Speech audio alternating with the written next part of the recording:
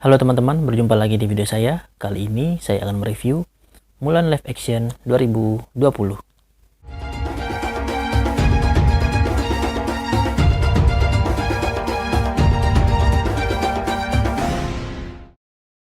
Mulan Live Action ini adalah sebuah film garapan Disney ya, yang diangkat dari film animasinya yang berjudul sama. Namun di film Mulan Live Action kali ini berbeda dengan film live action sebelumnya seperti Cinderella, Beauty and the Beast, di mana mereka mengambil ceritanya itu dari versi animasinya. Karena di Mulan sendiri ini mengambil ceritanya dari bukunya Mulan. Jadi ceritanya tidak akan mirip persis seperti di animasinya, karena di film ini mengambil cerita dari sejarah aslinya Mulan. Dari awal saya menonton film ini, saya langsung ke hook. Dalam arti filmnya mengalir begitu saja, tanpa terasa sudah sampai di ujung film. Nah, ini artinya filmnya sangat enjoyable untuk dinikmati. Untuk sinopsisnya sendiri, bagi yang belum tahu ya, jadi Mulan ini adalah seorang putri dari dua orang bersaudara. Nah, orang tuanya ini tidak memiliki anak laki-laki. Nah, pada suatu hari kerajaannya ini terjadi perang dan sang emperor memerintahkan untuk tiap keluarga menunjuk satu orang lelaki untuk ikut perang. Seakan-akan ini wajib militer lah untuk membantu perang di kerajaan.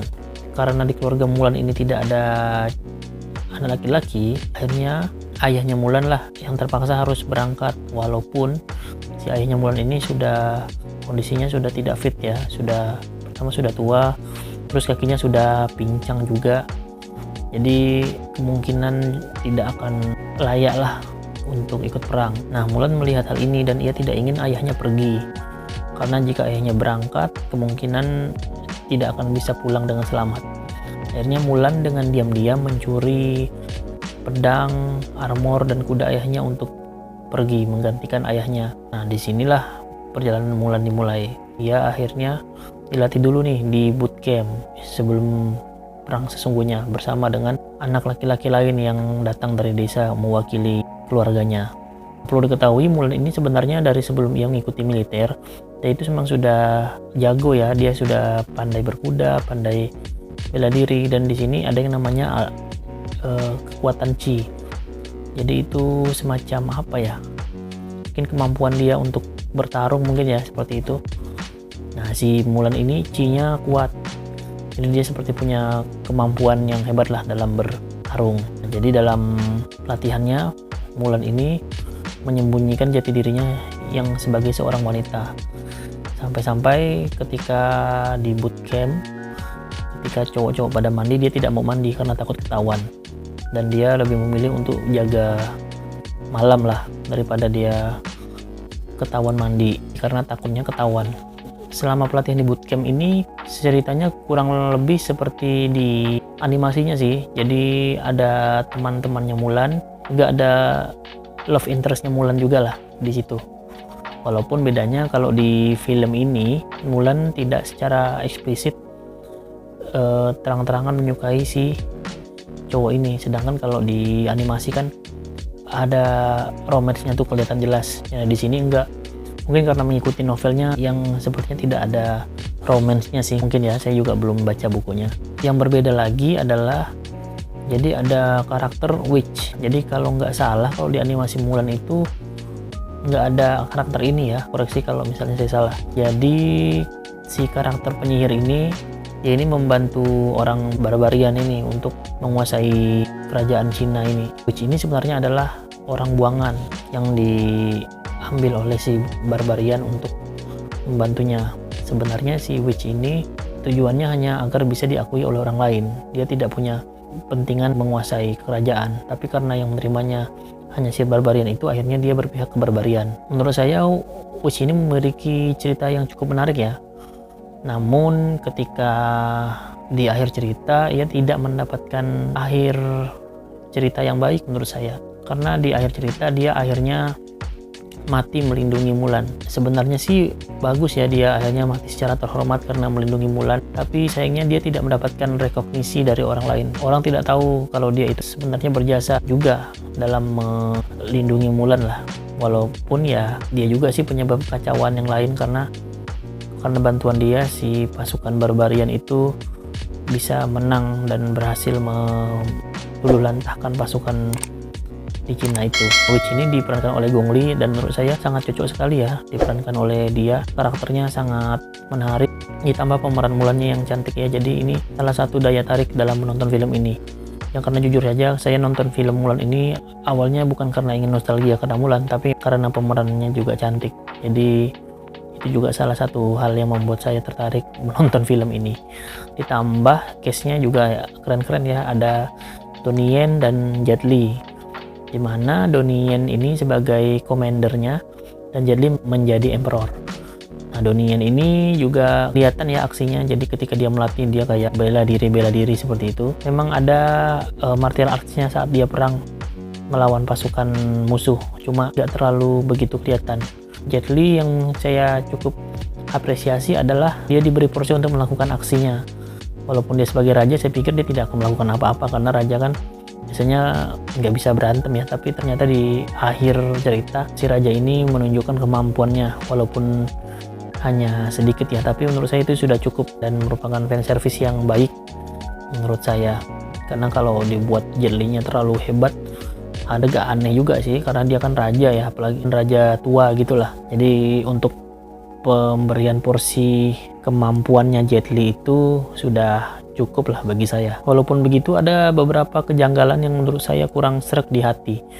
Jadi kayak misalnya ketika di adegan perang itu saat pasukan Mulan terkepung dan akan ditembaki bola api, si Mulan itu kan kabur pakai kuda dan mengambil helm. Nah tiba-tiba si Mulan ini langsung ada aja di balik batu tanpa tahu bagaimana ia bisa ke situ. Walaupun ditunjukin saya dia naik kuda, cuma menurut saya transisinya kurang rapi ya, jadi kayak aneh dan janggal. Karena ketika si Mulan pergi itu kan dilihatin oleh pasukan-pasukan lain. Kenapa dia bisa bersembunyi di situ dan tidak ada pasukan yang tahu? Nah itu aneh. Dan bagaimana ia bisa membawa helm-helm yang banyak itu dan taruh di atas batu tersebut? Padahal ketika sini ditunjukkan itu dia hanya mengambil 2 helm doang saat naik kuda. Nah itu yang janggal. Sebenarnya saya tidak mempermasalahkan scene-nya itu, tapi transisinya itu terlalu kasar sih, jadi janggal jadinya untuk dilihat. Kemudian adalah ketika si Mulan ini menunjukkan dirinya sebagai cewek, mengapa dia harus melepas armornya? Padahal kan armornya itu penting untuk melindungi dirinya ya. Jadi aneh sih ketika semua orang cowok-cowok lain pakai armor, dia sendiri malah ngelepasin armornya. Padahal kan nggak masalah juga sih dia pakai armor, kan nama juga perang, jadi emang seharusnya pakai armor kan. Mungkin tujuannya untuk menunjukkan bahwa si Mulan ini sudah lepas dari penyamarannya, jadi dia membuka seluruh armornya. Tapi walaupun begitu menurut saya nggak masuk akal sih, ya tetap aja pakai armornya karena dia kan lagi perang. Jadi kalau dia nggak pakai armor ya tetap berbahaya lah untuk saat dia perang kan. Apalagi kalau diperhatikan tuh teman-temannya lain semuanya pakai armor, pakai helm lengkap. Simulannya aja cuma armornya dilepas dan nggak pakai helm pula. Nah itu kejanggalannya. Untuk ceritanya sendiri cukup bagus ya, dan menurut saya sangat mengharukan, apalagi hubungan antara Mulan dan ayahnya.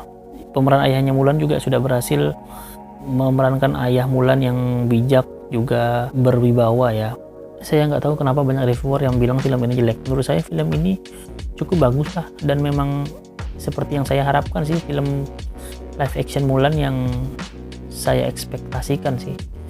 Memang ada kekurangan-kekurangan kecil, tapi menurut saya tidak terlalu masalah dan masih bisa dimaafkan lah. Karena untuk secara keseluruhan film ini cukup bagus. Ya mungkin untuk penjualannya agak kurang ya, karena akhirnya dirilis di Disney Plus, mungkin nggak nutup buat ongkos produksi ya. Tapi mau gimana lagi sih, itu keadaan sih, kita nggak bisa menyalahkan juga. Tapi kalau misalnya film ini tayang di bioskop, saya yakin keuntungannya pasti bakal film ini nggak mungkin rugi lah. Tapi nggak tahu ya kalau sekarang apakah filmnya sudah dapat profit atau enggak. Semoga saja sih dapat, karena untuk film yang seperti ini menurut saya cukup bagus lah. Kalau ada yang komplain film ini kenapa nggak ada nyanyi-nyanyi, ya karena ini nggak diambil dari versi animasinya, jadi ini memang dari novelnya langsung, makanya nggak ada nyanyi-nyanyi. Dan saya pikir pun sudah tepat sih, karena saya juga bukan tipe penonton yang suka film yang ada nyanyi-nyanyinya. Ya suka sih suka, cuma tergantung ceritanya juga sih. Dan saya ini tidak terlalu masalah kan sebenarnya kalau di film ini nggak ada nyanyinya. Jadi apakah film ini layak tonton? Menurut saya sangat layak ditonton ya, apalagi bersama keluarga atau buat untuk mengenang nostalgia menonton film Mulan.